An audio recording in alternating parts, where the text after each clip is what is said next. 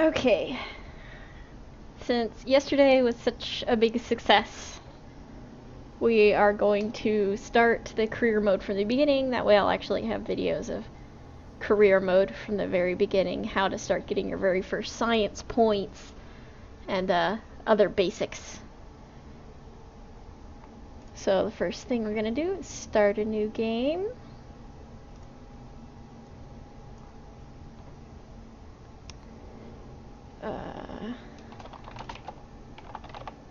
Super Serial.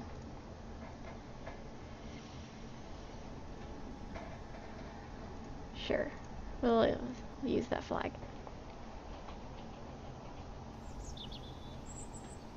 Okay, so it's a nice new happy day at Kerbal Space Science Center. The first thing that you can do is you can go into your research and development, and this will be where your science tree is. So the whole career mode is pretty new. This is one of the first actual currencies that have been added to the game. Science points. You get science by doing sciencey stuff. You collect samples, go out on walks, travel the globe. You can collect lots of science, and you don't even have to leave the planet to do it. You can explore Kerbin and get lots of science points to unlock more junk to put on your stuff. But for now, we have 0 science, and we've only got the stock parts, but that's all we need really. Let's see what else is here. There's the launch pad. We don't need to go there.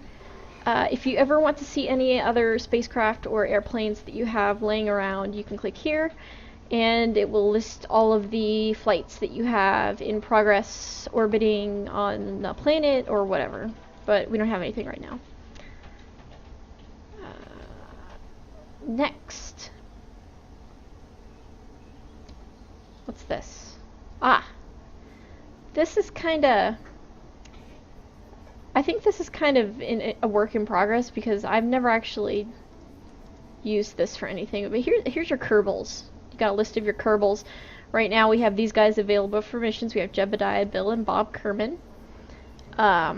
They are measured by the two most important measurements of aptitude that we could pick, which courage and stupidity. I don't know what they do yet. As far as I know, a Kerbal's a Kerbal's a Kerbal. So they all blow up the same. So if you've never really played Kerbal Space Program, how do I explain this? Kerbal Space Program is it's a sim that lets you blow stuff up in lots of different spectacular ways. You can build space planes to blow up and fly around Kerbin and blow up. You can build rockets, or spaceships, or satellites, or rovers to launch into space, and you can blow them up there. And while you're doing it, you get lots of science points to unlock more cool stuff. But since this is the first little bit of career mode, the first thing we're going to do is we're going to go into the vehicle assembly building for a space plane, for rockets, and we're going to start making a very simple rocket. Okay, so the first part of any rocket, before you can do anything else, you're going to need some kind of a command pod. It doesn't have to be manned. It could be unmanned. It could be manned by more than one Kerbal. But we start out with the stock, which is 1 Kerbal. So we will have 1 Kerbal in this spacecraft. Our goal will be to successfully get a stable orbit around Kerbin. That's our goal. This is not difficult to do with the stock parts. But there's a couple things that you'll need to know. First of all, when you're doing science out in the world, you can transmit your data back to base, but it won't always give you 100% of the science points that it's worth. So it's usually better for you to collect all of your science and then bring it back safely to Kerbin. You don't even have to land at the station, you just have to land on the planet and not explode. So to help us do that, we're going to equip this guy with a parachute. And we will probably aim to go into space, orbit a few times, and then land in the ocean, because that's the ocean's a pretty safe place. You don't want to land on a mountain or anything. You might end up rolling down Kilimanjaro and then dying. Don't want to do that. Now, I know a lot of people, when they first think, oh, well, astronauts want to go to the moon, so you just, you point your spacecraft at the moon, right? And then you just let it go. Turns out it's not quite that simple, and we'll see that in a little bit. One of the problems that you may come up with is weight. Weight and air resistance are both two things that will keep you grounded, or they will keep you from exploding farther away than you want it to explode. So you can strap 1,000,000 engines to this thing, but if it's too heavy, it's not going to go anywhere. If we were on the Mun and we had 1,000,000 engines, we'd go pretty far. But on Kerbin, with its large size and gravity, we're going to have to make this lighter the better. So if we just want to orbit Kerbin, let's look at this one. No. There's the big difference between fuel boosters and fuel tanks. Fuel boosters already have an engine on them. There's a little engine thing down there. But when you turn them on, you can't turn them off. So we don't want this. If we wanted to, we could throw these on there to help us get into the atmosphere, but we don't want to use those as our main engine. Our main engine is just going to be a couple fuel tanks and one liquid fuel engine. Let's see what else we can do. No, we don't need that. Let's go to our science tab. Okay. We probably won't need this antenna because we probably won't be using it, but if you ever decided to land something on or orbit something and you didn't plan on bringing it back, like maybe you just want to launch a satellite, you could use an antenna to broadcast all your science. And that's perfectly fine to do. I'm aiming to bring this back down to Kerbin, but I'll go ahead and throw an antenna on there anyways. There, that's fine. Stock stuff. We don't really have a lot. So this probably won't get us all the way into orbit. This is pretty dinky.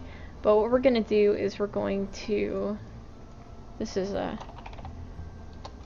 just going to take this out to the launch pad and see what happens.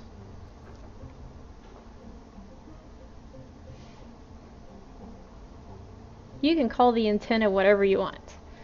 Okay, so here's your basic launch pad. Jebediah Kerbin looks worried. He should, probably. So, what a lot of people will do to get their first few science points is they will take their Kerbal out on the launch pad. And they'll just hang out here. You can do an EVA report. Look at that. We haven't even gone anywhere, and we can get 5 sciences. I'm gonna try to... Uh-oh, what just happened? Oh god.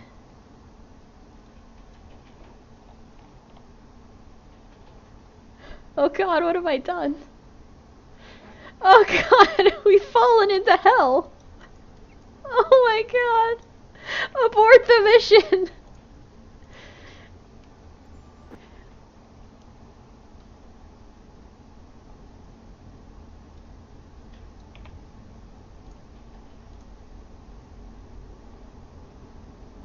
Okay.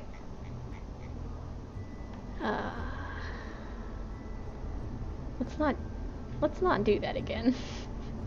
Instead, let's do this.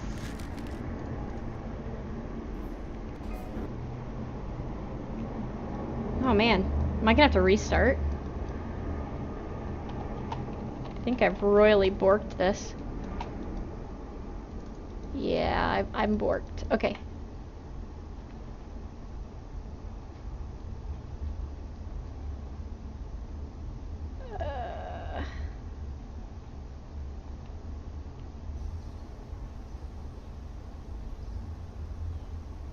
Ooh. Well, okay, so I've completely fallen into the depths of hell. I'm just gonna restart the game. Okay, let's try this again.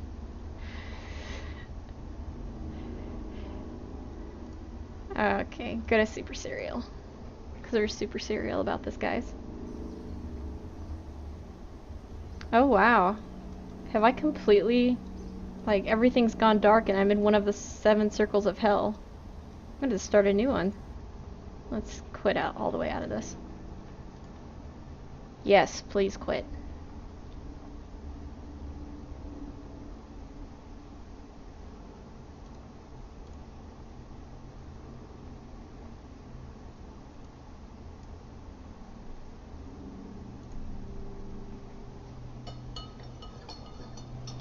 So normally, when you get out of your aircraft, you don't immediately fall into the depths of hell. What I was trying to do was get out of my spacecraft, and you can actually, while you're walking around and doing an EVA, I forget what EVA stands for. I'm sure it's something important. You can take samples from the ground, and that's extra free science. I mean, just walk around, pick up some dirt and science. So it's an easy way to get the first few bits of science is to just take a space pod out onto the launch pad and take samples of the launch pad. That probably won't let you unlock the next tier all by itself, but every little bit helps in the beginning. Okay. Let's see if I've completely borked this save.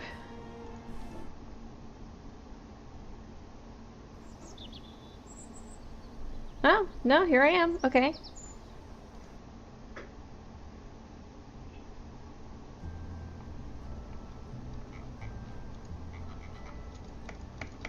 I don't think...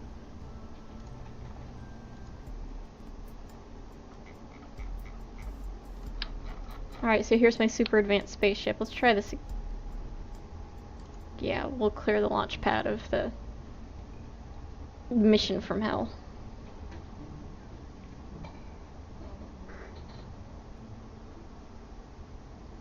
Okay, this is much better. So Bill Kerbin here is going to get out of the space pod. He's going to let go. Okay, great. This is going so much better than the first mission. So we're out and about. We can plant a flag. I'm not going to do that. We're going to take a surface sample. The surface is charred and coated with burnt rocket propellant. There are also trace amounts of a conspicuous green substance. Just doing that, I got 9 free science. I'm going to keep that. And we'll do an EVA report. Spacesuit probably wasn't necessary for this, no. We're going to grab back onto the pod, and we're going to get back in. So, now that we have our sciencey data, we can probably broadcast it, and let's see, transmit data.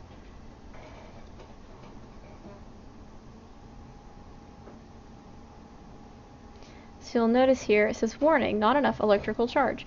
That's because it does take electricity to transmit things, and we just blew all of our electricity. But that's okay, because we are going to recover the vessel, and that will allow us to get 100% of our science. You can recover vessels if they have landed back onto Kerbin. If only bits of it landed back onto Kerbin, you can still recover the bits, but you usually won't get science from just bits. Okay. So we got, what, like 5 science points for that? I don't know. Okay, let's actually try to get into the atmosphere this time. So we want to make this lightweight enough to go into the air and get science. But we need to give it enough firepower to actually get through the atmosphere. So let's see how this works. It's a very simple 1-stage rocket.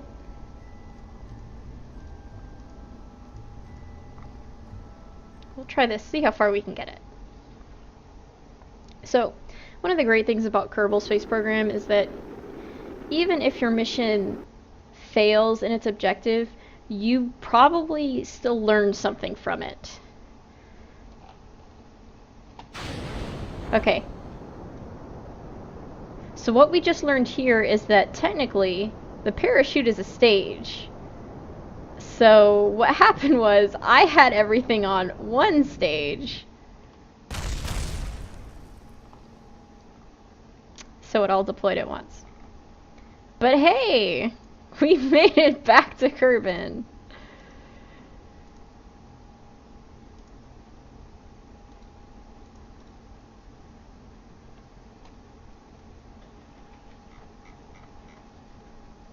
Get up.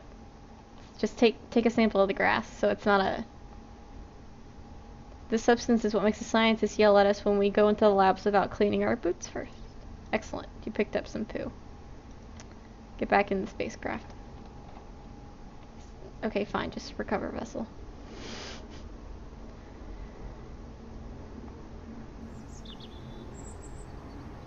Look at that. That mission got us 16 science. Alright, let's try that again. So, staging. Staging is basically what do you want to deploy and when. So the idea of this rocket is we want our engine to start and nothing else. And then we want to fly around for a bit. And then when we've decided we're done flying around for a bit, we'll turn the engine off and we will deploy the parachute. So that's 2 stages. So we're going to come down here, we're going to click plus. Now we've got 2 stages. We want the engine first. So engine will go first, then parachute. Let's try that again.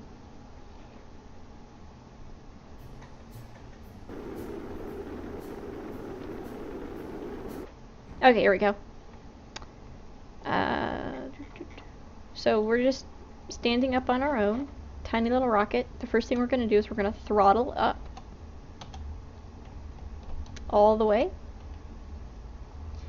I'm going to turn on the RCS, which is the roll control stability, I think it's called. It will stop us from rolling around like maniacs. I'm going to also turn on the... I'm not going to turn the SAS on because we're probably not going to get into orbit. SAS just helps you stay on target, basically. But I don't think we're really going to have a target. I think we're just going to launch.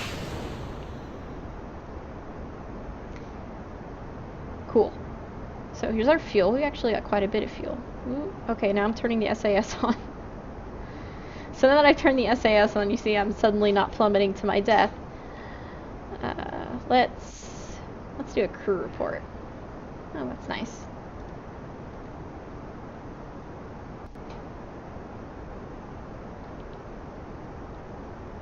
So,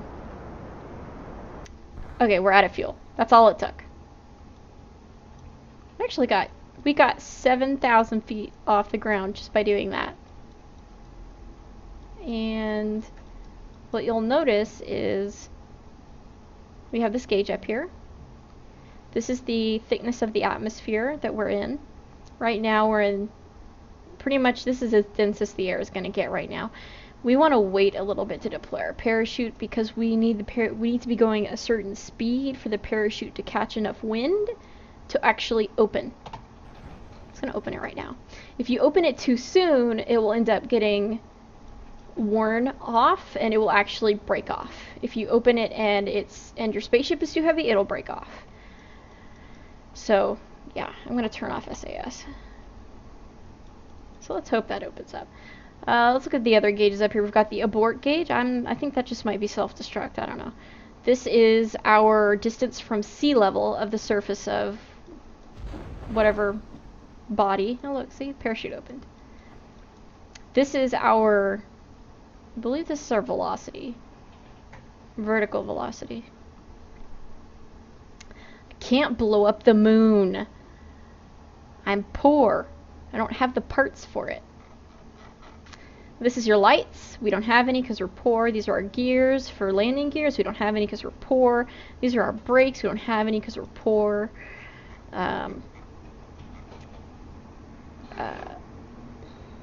I mean, that's pretty much it for controls. Let's look down here. So we have a couple different things down here. This surface meter. Oh, close enough. Okay, this will tell you what your velocity is in meters per second with respect to the surface of the whatever planetoid that you're nearest. This is your planetary orbit. So as you can see, it's actually, technically it doesn't look like we're moving, right? Well, it's because the planet is orbiting. The planet does spin while it's orbiting the sun. So it's currently spinning at 174.6 meters per second. That's why that's not 0. Surface, however, that's 0. So there's one thing that's I found really hard to get used to, is this ball here. Whenever you're navigating, you really need to focus on this, and don't try to move your spacecraft by looking at your spacecraft. Because if you're not oriented the right way with your camera and you push W or A, you may not turn the way you're expecting. So get used to using this. There's the throttle. That's how much, how much I'm pushing on the gas pedal. And your G-force. I don't use this a whole lot, but it's there. One more thing about the UI. Whenever you are launching, you need to come into the map and click this button down here to bring up your controls, because if you don't have them up, you won't be able to control them while you're looking at the map. And there goes an airplane. Okay, so he looks so happy. Okay, we're just gonna recover this vessel.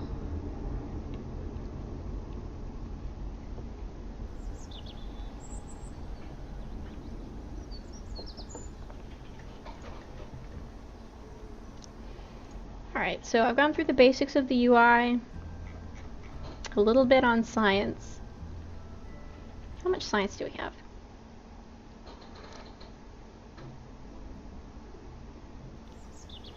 Okay. 24, that's not bad. Okay, let's unlock some stuff. This is only 5 science. We'll unlock that.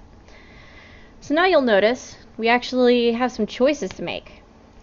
Let's look at what's down here. Survivability. There's a new kind of parachute. There's landing struts. We definitely want those.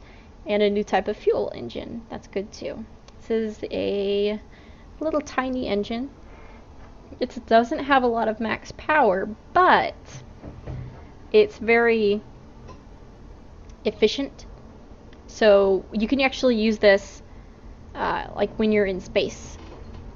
So you're in space, there's not a lot of air resistance, no gravity, you don't have to worry about those holding you back. You can just use this little engine to help you conserve some fuel. Like here. This aerodynamic nose cone. Air resistance is a little weird in this game. It's not programmed the way you think it would. Things can wiggle if they're not stable and they can break off. But air resistance is really just it's just like if you put a piece on it, it has a number attached to it for air resistance. It's drag. So these can help a little bit, but for the most part, you don't really have to worry about air resistance. This is a winglet, but it's kind of useless to us right now because it doesn't actually it doesn't actually have any steering capability, so we don't really need it. This, however, is very useful. It is a radial decoupler. It lets you stick this on your aircraft, and then whatever you attach to it, you can later detach. So yes. For things like yes. So for things like booster rockets, you can't turn those off. So there's no point in keeping them attached to your spacecraft. You might as well get rid of them. It's just extra weight. And so you'd put them on a radial decoupler. General rocketry. Here's just a better engine. Here's a tiny little engine that you can put on your spacecraft. And here's a giant solid fuel booster. So those are slightly too expensive for me. I want this engine right here, so I'm going to go ahead and spend the rest of my science. Alright, let's go to the mud. No, I don't think we can get to the mud. Let's go ahead and just orbit Kerbin. Let's get rid of these. Okay, so we got a bigger fuel tank. Let's put one of those on. We'll put one of the little engines. Ooh, I didn't notice I got a stack decoupler. So you'll notice before that when I was flying around all willy-nilly, I couldn't detach my fuel tanks before. Even though they were depleted, I couldn't detach them. I didn't have a way to. Now, with this stack decoupler, I can. So we're going to put that there. So once our fuel's gone, it's gone. I don't really need it anymore. I just need to be able to land safely. And we'll put a fuel tank.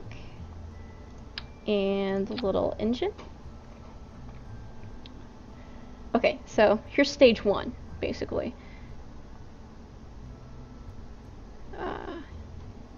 This is just getting a stable. We want to use this to get a nice orbit while we're already in space, and then we'll also use it to crash back into Kerbin. That's what this is for. Next, we need to actually get up there. So, working backwards,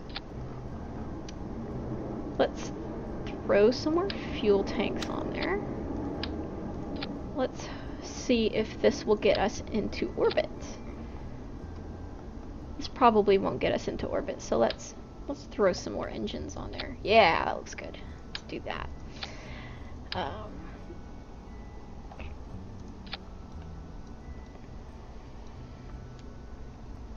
That might be too much. There we go. And so if you look at this, it's a solid fuel rocket booster. Propellant solid fuel 1.0. Resources solid fuel. This is resources liquid fuel with an oxidizer. That means that if this was in terms of gasoline, this would be diesel, and this would be normal, and you can't really mix those. So I can't just throw these on top. That's not going to work. These are all liquid, so I will use the boosters first. We'll see if this works.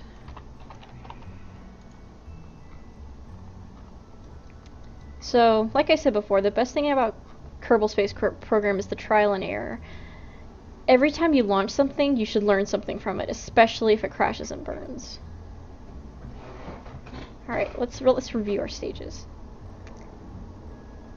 So, first stage, we're gonna ignite all of these rockets. And then we're gonna go up into space. Then we're gonna detach them, and we're going to stabilize our orbit with the little tiny rocket. And then later we're going to destabilize our orbit and come crashing back down to Kerbin. And we will detach our last engine and fuel tank to get rid of them, and we will deploy the parachute. I'm not gonna put like 30 rockets on it, and I'm certainly not going to start over because you missed the 30 minutes. I am recording it to a file this time though, so I'll probably put it on YouTube. If you're recording it, if you're putting it on Twitch auto records. See, I thought Twitch auto recorded too, but I couldn't find. Turn it on. I don't know how to turn it on. It's under options.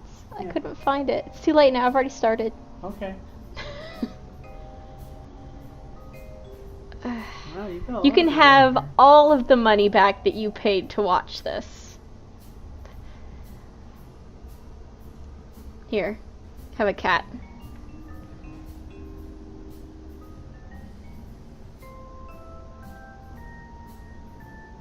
There you go, cat cam. Grass Mountain if he wants to play the game. What? You ask him. I'm busy. He's right there. Okay. I think, let's try this. We'll see if it works. Why are you being so bossy? Okay. So there's one thing you need to know about boosters is that they pretty much burn at maximum. They pretty much burn at maximum if you have them turned on. So I'm wobbling a lot. That's actually worrying. Okay, I'm gonna turn this We're just gonna go. Okay, so I have my RCS and my SAS on to help stabilize me as I go straight up. As you notice, I did not throttle all the way up because holy crap, it's already overheating. How is it already overheating? Oh my god. I've got it barely throttled and it's overheating like mad. Oh well, that's fine. And they're done. So now we're going to throttle all the way up for our other engine. It actually got us quite a ways up. Okay, let's look at the map here. Okay, so our orbit is very tiny right now. We are going to continue up, up, up. We are at 10,000 feet, so I'm going to start tilting. The name of the game is to get our orbit. This apoapsis here is basically the point in our orbit where we are farthest away from Kerbin. We want to get that up to around 80,000 feet. So we've still got our vertical going. We're still going up. And we want to keep going up. So I think I'm going to run out of fuel before I can get a stable orbit. But we will still travel quite a ways and probably get some science.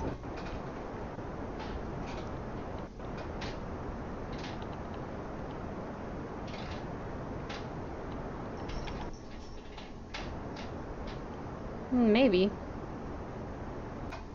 Uh-oh. Well, okay, there goes our engines. Now this little guy's all we got left. But we're close, so we may be able to do this. Okay, so we're at 70,000. I'm gonna start straightening out now. Whoops. For the most part, you can kind of follow this, prograde reticle is what it's called. Prograde is where you're making your orbit bigger, and retrograde is when you make it smaller. The retrograde would be on the other side, inside the planet somewhere. Okay, this is good. I'm gonna go vertical now, because I want to make my orbit bigger a little bit. Okay. So this was not, I'm sure this was not the most fuel efficient way to do this. I'm still learning, especially since I got all the way to 100,000. I didn't really need to do that. Okay, so I'm going to use a maneuver node. So what this does is it lets me add a theoretical path for my rocket to take. So I'm going to pull this out because I want to make my orbit bigger. Whoop. Okay. So here's our apoapsis, which is the farthest away we are in our orbit to Kerbin. And here's our periapsis. That's the closest we are. In theory, whoops. Once, if you'll notice, they kind of spin around when I pull on these. In theory, once they've spun around like that, I've got a stable orbit. In theory. I'm gonna pull this around a little bit. So here it is 192. That's actually kind of high. 165. Okay, that's close enough. Okay, so we had our maneuver node and I deleted it. I don't know why. Whoop.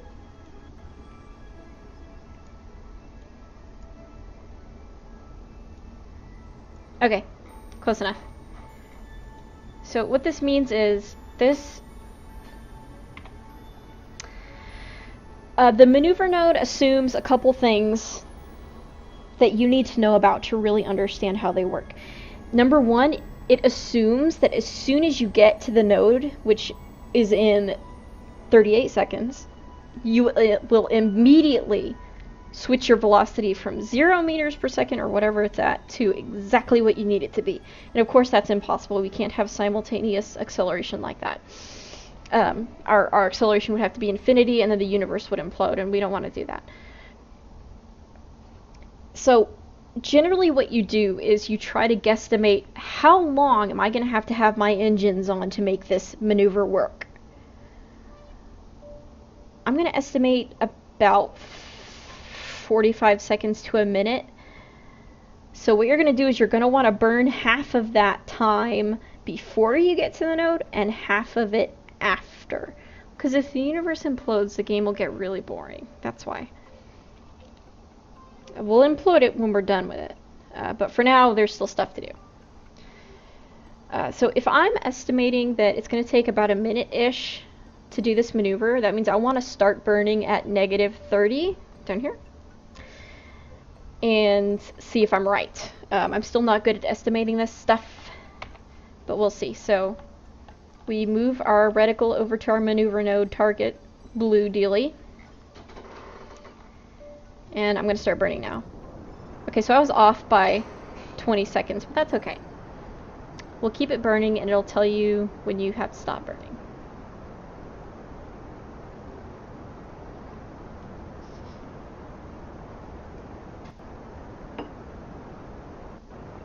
So you can see my orbit getting bigger. This is a good thing.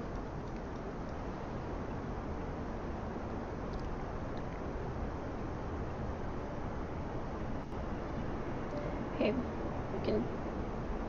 I'm gonna keep that on. The reason it changed to an X is because we just passed it, so we can't really adjust it anymore. We would have to move it forward. But I'm gonna keep it on.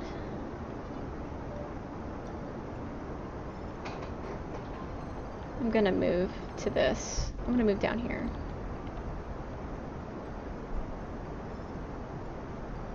Okay, turn that off. So our apoapsis is moving now. It's a good sign.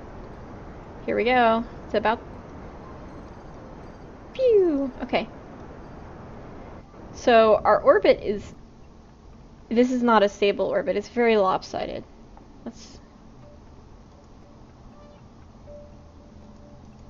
Actually... Yeah, this isn't stable. So what we're gonna do... We need to go back to the apoapsis again. Hopefully without burning through the atmosphere. Nope, okay. We're at 64,000, that's really close. So how do I know if I'm in a stable... I don't actually have the fuel up here. But it's a good point.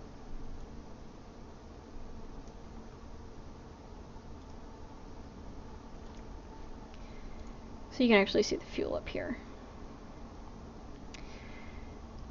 So you'll know that you're in a stable orbit if your apoapsis and your periapsis don't move. Mine are actually moving very slightly and very slowly. It would probably take me a few days for my orbit to degrade enough for me to crash into the Kerbin spectacularly. But I don't want to do that.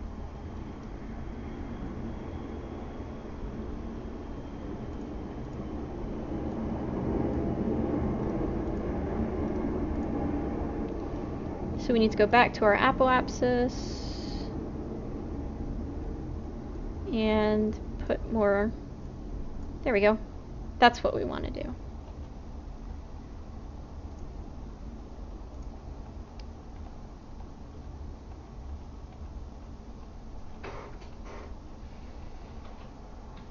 So ideally, you would have already gotten a stable orbit, but that didn't happen for us, but oh well. Since we're so close to the planet, I can't speed up time much farther, so we're gonna have to just wait a few minutes. But Jebediah is not worried, look at that.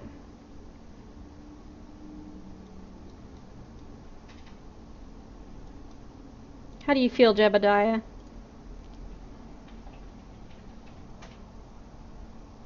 The sky seems to be mostly below us. Excellent.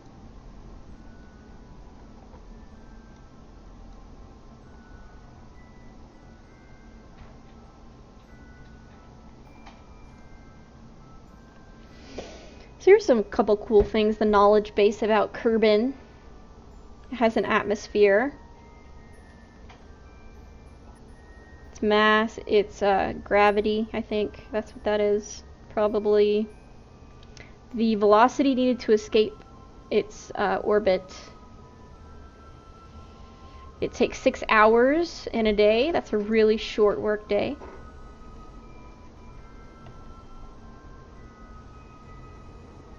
There's nothing beneath the chat window.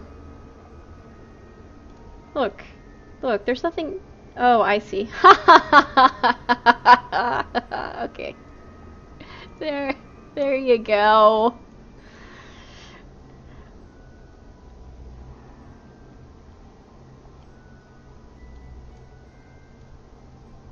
Is that better? Yay!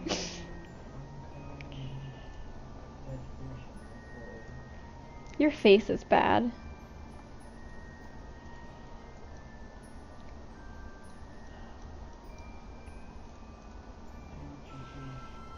Oh, we've got a little info knowledge base about it. A unique world, Kerbin has flat plains, soaring mountains, and wide blue oceans. Home to the Kerbals, it has just the right conditions to support a vast, seemingly undepletable population of the eager green creatures. Reaching a stable orbit around Kerbin is one of the first things that budding space programmers strive for. It is said that he who can get his ship into orbit is halfway to anywhere. And that's kind of true. Because as soon as you get a stable orbit around Kerbin, you can kind of rubber band yourself to wherever you want. And this is the first step to getting to the Mun. You don't just point your ship straight towards the Mun to get there. That would take an unbelievable amount of fuel to do. Instead, you get an orbit, and then you use that orbit to fling yourself at the Mun. Which sounds much more fun anyways. Oh.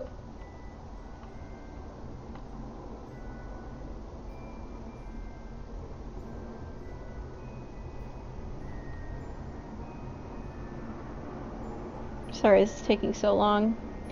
If you're close enough to a planet, it won't let you time warp past whatever this is. Okay, I'm gonna start burning now. Close enough! Okay, let's see if I'm stable now.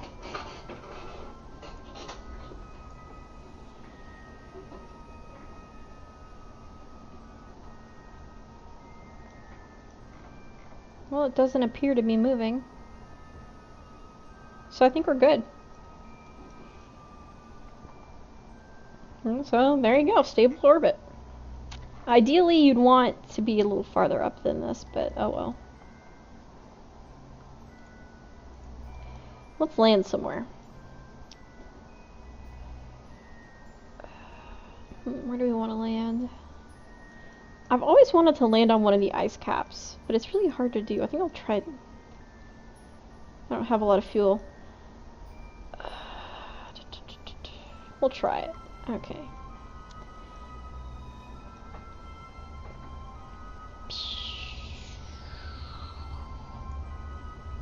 Yeah, I don't think there's any way I'm gonna get there. No, there's no way. I'm never gonna have enough fuel to do that. Okay. So, a quick and easy way to plummet yourself towards a planetary body is to go to the periapsis, position yourself on the retrograde node for the periapsis.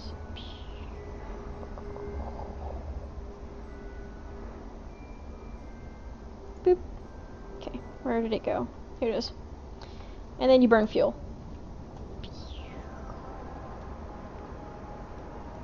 Look, should go tiny. Wee.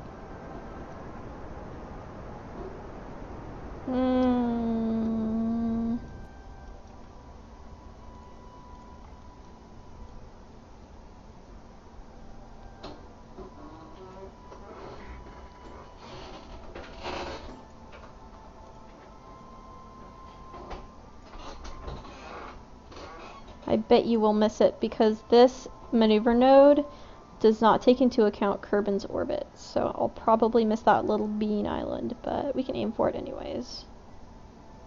Which way is Kerbin even orbiting? Okay, it's orbiting that way. We'll see if we'll get it. Okay, let's position ourselves on the node.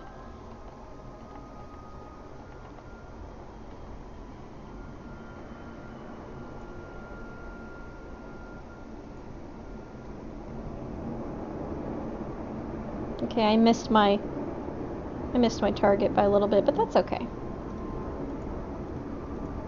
We'll just keep burning until we get close.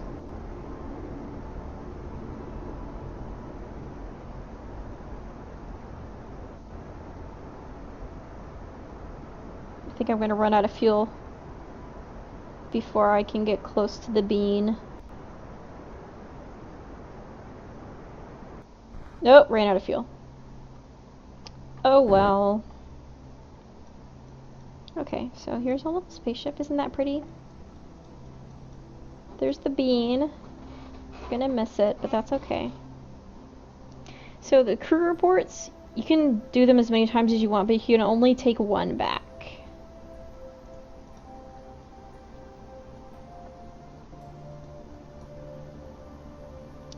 So we don't really need the rest of this thing, and we know it's going to land back on Kerbin, so we can recover it. I'm just gonna blow it off. There it goes. Bye bye. I'm gonna turn off the SAS and the RCS because we don't really need it anymore. Oh, there goes the music. Gonna extend the antenna just because.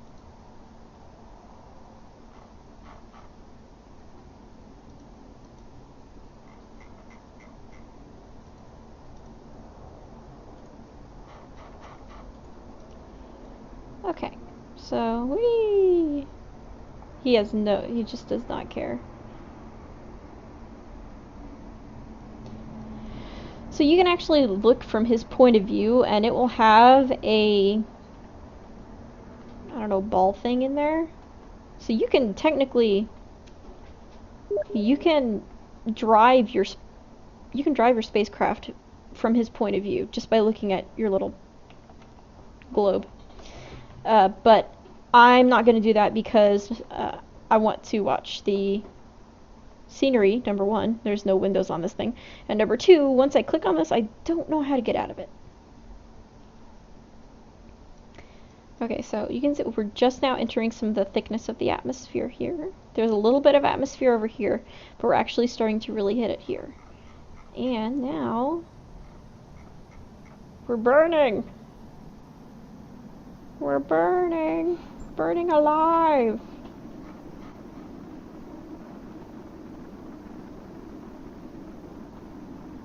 There we go. So we're probably going to land in the water, which is a good thing. There's the bean. So we successfully made a mess in the ocean. What now? Well, we can go orbit some stuff. But the really interesting thing is you can build and dock things together. So, and especially in an upcoming update where he's going to add science labs, you can, theoretically, if you wanted to, you could fly a little makeshift lab over here and land it. And just constantly transmit research. I hope I didn't deploy that too late. I'm sure we're fine. If you want to, you could send a satellite to the Mun, and you could dock your ships with it and refuel. You could send little rovers to other planets. You could just constantly crash your spaceships into other planets and leave your Kerbin stranded there if you wanted. I mean, it's pretty sandboxy right now. You can pretty much do what you want.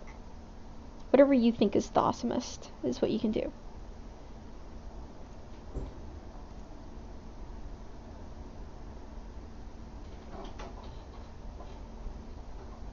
Transmit the data. Yes.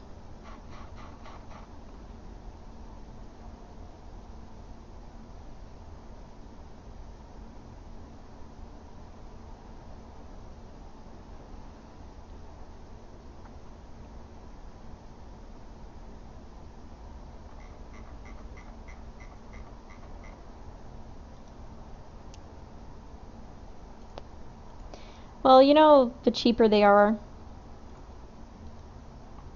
Really cheap antennas are super long. This was funded out of Jebediah Kerbin's dad's garage, so we had limited resources. We are deceptively high above the ocean right now. Oh no, we're only 10 feet. We're good. Ta-da! Okay, so there's one thing you need to note about this. This is sea level. So if I was about to land on a mountain, this would not be 0 when I hit ground. This would be whatever that mount, like over here, this is not 0, but I will still hit it and crash and burn if I'm not careful. Same with other planets. Just because you have landed doesn't necessarily mean you're at 0, so don't rely on this completely for when you're landing. Alright, so we've safely landed. What we can do is we can get out. We haven't done any sea EVAs yet. We'll take a surface sample. This water substance appears to dramatically increase the surface humidity of anything it touches. Excellent. Store our experiments. I don't think I can get back in, can I? Roll it over. Get back in. Oh. Ah. What is wrong with you? Alright, we'll just recover.